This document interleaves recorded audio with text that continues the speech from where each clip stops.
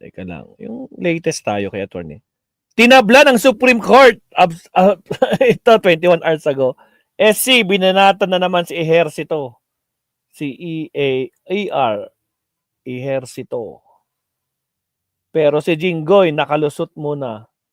Nakalusot muna. Attorney Rene Bueno explains. Binanatan si ER? Ejercito? Ejercito. Teka lang guys, nai-slow ako. Sino si ER Espirito? Alam naman si ER Ejercito. Pero bakit si Jinggoy nakalusot muna? 17 minutes. Ito nga muna tayo kay Jinggoy para wait lang ha. Absorption of principles. Tinabla ng Supreme Court daw kakasabsat. Binasura ng Supreme Court yung kanyang motion mga absat. Kaya ito na. Sakit na naman sa ulo. Mukhang ilang weeks pa, no? Baka doon na siya mag-Christmas sa kulungan ulit itong si Jinggoy mga kabsat. Alak na kamote. Attorney Rene Bueno, sige, pasukin. Vicks Vapo Drops Lozenges. Its mentholated Vicks vapors help to relieve sore throat and cough. Okay, here we go. Ay.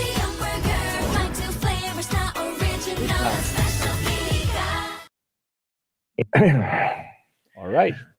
Mga amigos, mga amigas, sa aking mga kababayan, pag-uusapan po natin ngayon ang kaso ni Senator Jinggoy Estrada.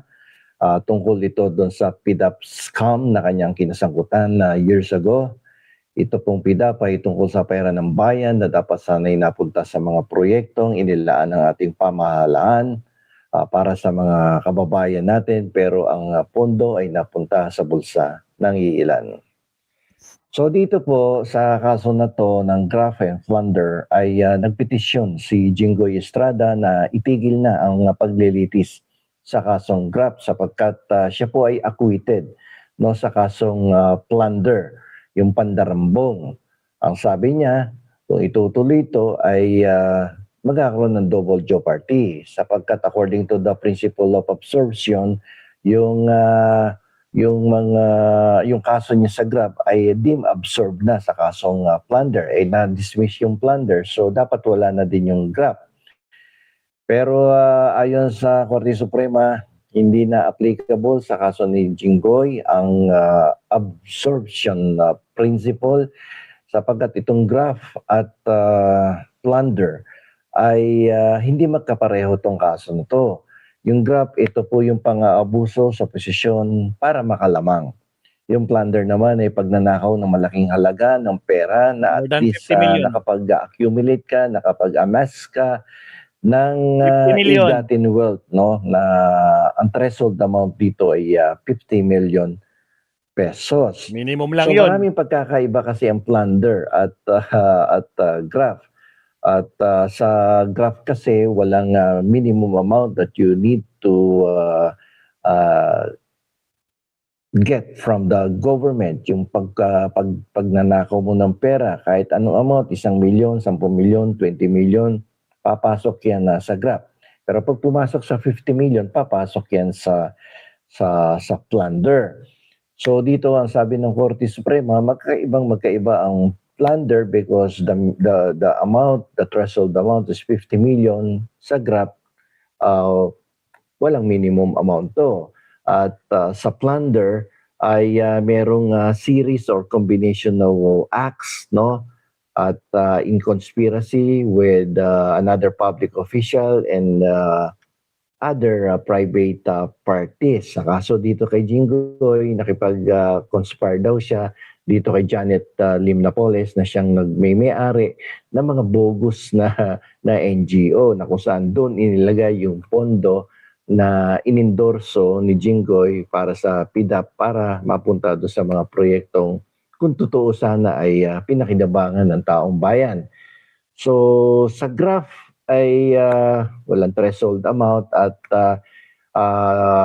one individual act is already enough. Hindi mo kailangan ng series, hindi mo kailangan ng kombinasyon ng mga criminal acts, no? In conspiracy with another person para makaipon ng ill-gotten wealth amounting to 50 million pesos. So walang series, walang combination of criminal acts sa GRAP na kaso. So dun sa kaso na yan ni Jinggoy Estrada, nag-present ng mga ebidensya, no, like for instance yung mga whistleblower na nagbunyag ng PDAP scam, dokumento na nagpapakita ng pag-endorso ni Estrada sa mga peking proyekto. Mga pera na napunta sa kumpanya ni Janet Lima Napoles. At yun yung sa plunder. Pero alam niyo po yung pagbigay lamang ng endorsement ng senador sa NGO ni Napoles para gamitin yung pondo ng PDAP sa ilalim ng opisina ni Jinggoy Estrada, enough na yun para maging magandang ebidensya para magkaroon ng potential conviction for the crime of graft. Sapagkat dito ay nag-extend ka ng favor to another party to the injury of the government. So medyo alanganin ang position dito ng ating senador. So kaya hindi na-dismiss tong kasong graft at nakaligtas lamang si Jinggoy do sa kasong plunder. Kaya kumilos ng kanyang tagapagtanggol at ng petition sa Korte Suprema na dapat isinama na sa dismissal yung graft. At yun nga ang paliwanag ko, ang sabi ng Korte Suprema ay hindi pwedeng i-dismiss yan kasi magkaiba yung kaso na yan at hindi applicable ang absorption principle at wala ding double jeopardy sa kaso ni Jinggoy sapagkat the plunder has a different set of elements of the crime at ang plunder ay may sariling set of elements of the crime. So wala, hindi pinakinggan yung kanyang mga depensa, yung kanyang contention na may double jeopardy, na dapat i-apply yung principle of absorption at wala na dapat paglilitis at dapat iutos ng pagtigil ng paglilitis sa kasong graft. So hindi paligtas si Jinggoy Estrada. Attorney, hindi pa siya safe. Masasabi ni Marcoleta, safe ka na. Pero dito, hindi siya safe kasi tuloy ang kaso.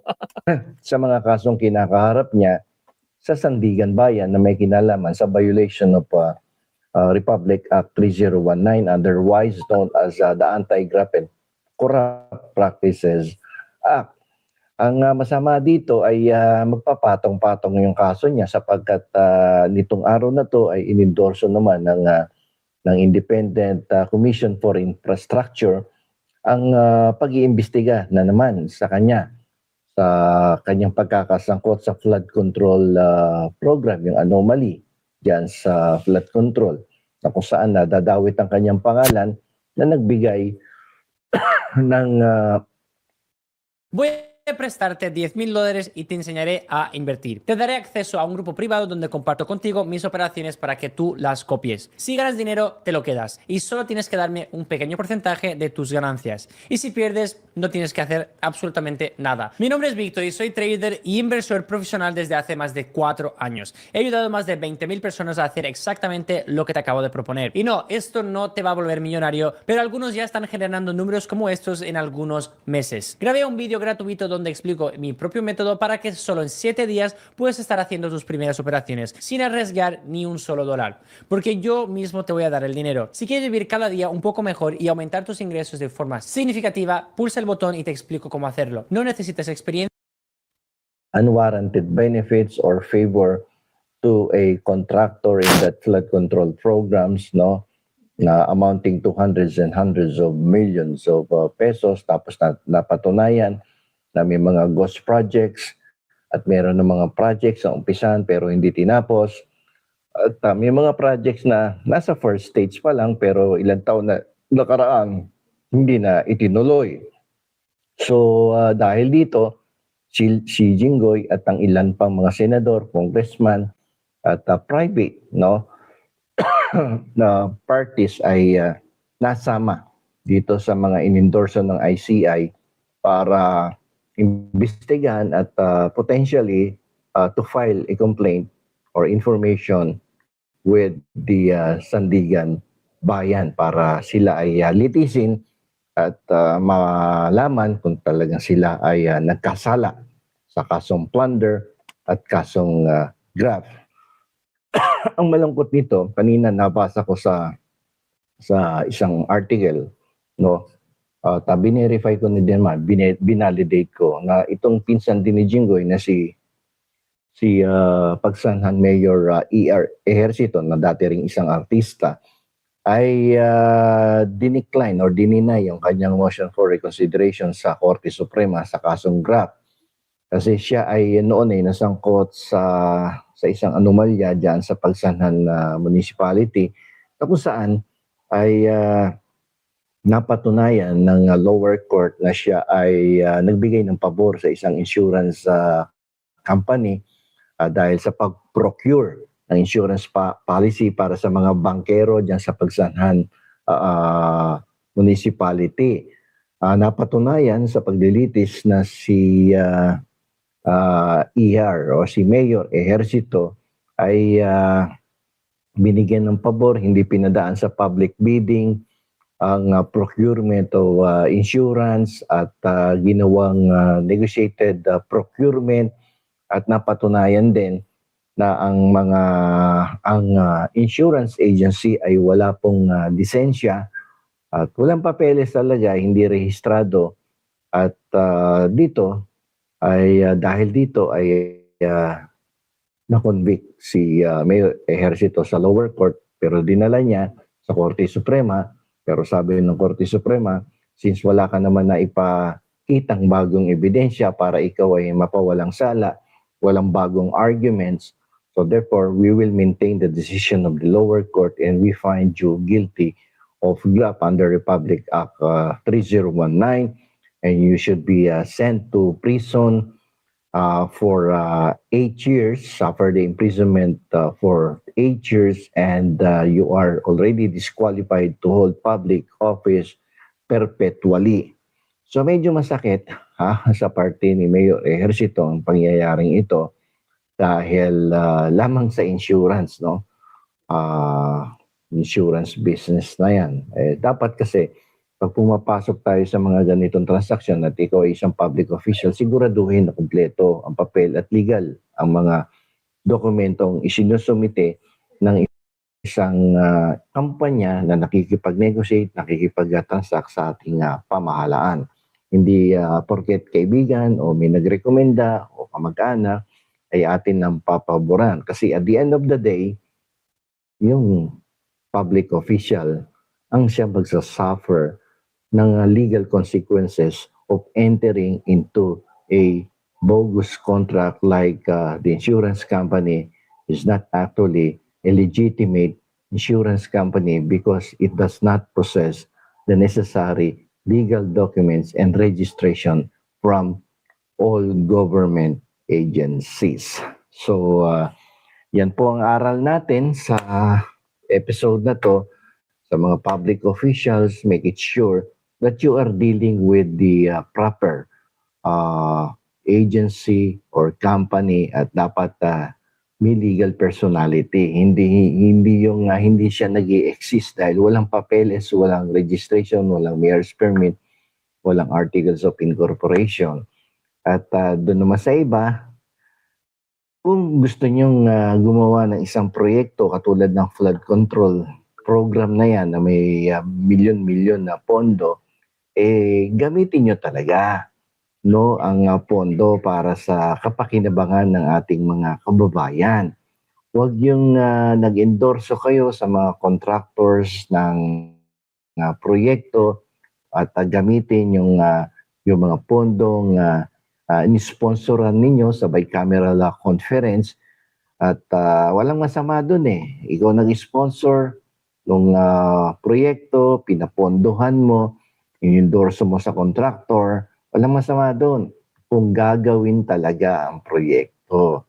Pero kung ang proyekto ay hindi naman pala ginawa o ginawa man ay hindi tinapos, ay ibang usapan po yun. Kayo ay nagkakaroon ng kasalanan sa ilalim ng ating mga umiiral na batas at may takdang kaparusahan yan, no, sa ilalim ng ating batas. So, public service yan eh. Public service is a big sacrifice. So, dapat nagsasakripisyo kayo dyan. Maliit ang sweldo sa gobyerno. Pero hindi porkit maliit ang sweldo sa gobyerno, ay matutokso na kayo na magnakaw ng pondo ng bayan. So, dapat matuto kayo para hindi na maulit ang mga ganitong klaseng sitwasyon sa ating pamahalaan. So, dito na lamang po. Ito po ang inyong lingkod, Attorney Rene Buena. Salamat. Maraming salamat sa inyong pakikinig. Salamat, attorney. Ayan, yan po yung explanation ni attorney Rene Bueno, mga kapsat, no? Kaya, Jinggoy! Okay ka pa ba dyan? Tragis mga kapsat. Ako po. Masakit talaga ang loob niya kasi biro mo, no? Nag-apila sila, binasura. Walang kinalaman. Separate case yan. Tuloy ang kaso. Kaya magulat na lang tayo. Balik kulungan talaga itong si Jinggoy, mga kabsat. O siya. Dahil almost 2 hours na tayo, 1 hour and 56 minutes. Pag nag-outro tayo, 2 hours na tayo. Again, maraming salamat sa Leonardo. Thank you very much. Winnie Artos, Rosie Matsu, Entay, Makwan. Salamat, kabsat. Kahit kakunti lang tayo, at least nandyan kayo. Maraming salamat po. At saka sa mga dumalaw dito kanina, sila Emily Basog, sila Marilyn. Sino pa ba? At sa lahat po, thank you very much. No? Sana nag-enjoy kayo sa munting ko natin. Pag-uusap natin ngayon. Lalo na mo, tragis, galit na galit yung mga garapata. Marcoleta, Defensor, Agoy. Putragis kayo. O ano kayo, nasampal kayo ng katotohanan. Yung witness nyo, putragis, pinagtatawanan na. Pero, pinagpapatuloy nyo pa din yung ginagawa nyo. Alright. So, okay na tayo. It's almost 2 hours. Anong oras na? It's already 10:18. Pahinga naman tayo. Ingat po kayo nasan kayo. Especially ngayon, busy-busy po ang mga pagbibiyahe. Sa mga umuwi sa kanilang mga probinsya, ingat-ingat na mga kabsat. Kasi, siyempre, kailangan natin bisitahin yung mga mahal na natin sa buhay na mayapa na. So, ingat-ingat po tayo. Again, mga kabsat, good night! Maraming salamat po sa lahat sa suporta. Hanggang sa muli.